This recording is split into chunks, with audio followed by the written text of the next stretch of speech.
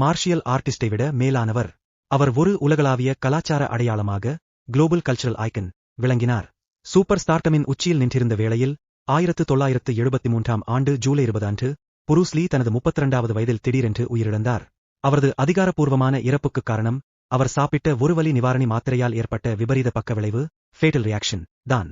ஆனால் பல தசாப்தங்களாக உலகம் ஒரே ஒரு கேள்வியைத்தான் கேட்டுக் கொண்டிருக்கிறது: எப்படி புரூஸ் லீ ஹாங்காங்கில் இருந்தார்? எல்லாவற்றையும் மாற்றியமைக்கும் என்று அவர் நம்பிய என்டர் தி டிராகன், என்டர் தி டிராகன் திரைப்படத்தின் வெளியீட்டிற்காக காத்திருந்தார். அது சர்வதேச புகழுக்கு அவரை அழைத்துச் செல்லும் ஹாலிவுட் ஆதரவு பெற்ற தயாரிப்பாக இருந்தது. படம் வெளியாவதற்கு ஒரு மாதத்திற்கு முன்பே புரூஸ் லீக்கு தலைவலி ஏற்பட்டது. அவர் ஒரு மாத்திரை சாப்பிட்டுவிட்டு ஓய்வெடுக்கப் படுத்தார். அன்றைய மாலை அவர் விழித்து எழுந்திருக்கவே இல்லை. அன்று மாலை நடிகை பெட்டி திங் பேய அடுக்ககத்தில் புரூஸ் லீ இருந்தார். அவருடன் அவரது தயாரிப்பாளரும் பிசினஸ் பார்ட்னருமான ரேமண்ட் சோவும், ரேமண்ட் சாவ், இருந்தார்கள். அவர்கள் புரூஸ் லீயின் அடுத்த படமான கேம் ஆஃப் டெத் பற்றி விவாதித்துக் கொண்டிருந்தனர். இரவு 7 மணிக்கு புரூஸ் லீ ஈக்விஜெசிக் என்ற வலி நிவாரணி மாத்திரையை சாப்பிட்டு உறங்கச் சென்றார். இரவு 9:30 மணிக்கு அவர் எந்த பதிலுமின்றி மயக்க நிலையில் இருந்தார். ஆனால் உடனடியாக ஆம்புலன்ஸ் அழைக்கப்படவில்லை.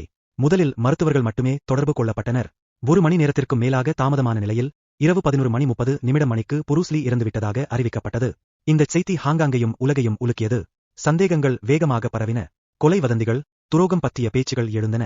புரூஸ் லீ பண விஷயத்திற்காக தனது ஸ்டுடியோவுடன் பகிரங்கமாக போராடிக் கொண்டிருந்தார். மேலும் அதை விட்டு வெளியேறவும் திட்டமிட்டிருந்தார். இருப்பினும் 1973 மைனஸில் அதிகாரி, இதில் எந்தச் சதியும் இல்லை, கொலையும் இல்லை. இது ஒரு சோகமான மருத்துவ விபத்து மற்றும் ஒரு சகாப்தத்தின் மிக விரைவான இழப்பு. ஆனால் நீங்கள் என்ன நினைக்கிறீர்கள்? புரூஸ் லீயின் மரணம் உண்மையிலேயே ஒரு மருத்துவ விபத்துதானா? அல்லது உலகத்திற்கு தெரியாத ஏதோ ஒன்று இன்னமும் மறைந்திருக்கிறதா? கீழே கமெண்ட் செய்து உங்கள் கருத்தை பகிர்ந்து கொள்ளுங்கள்.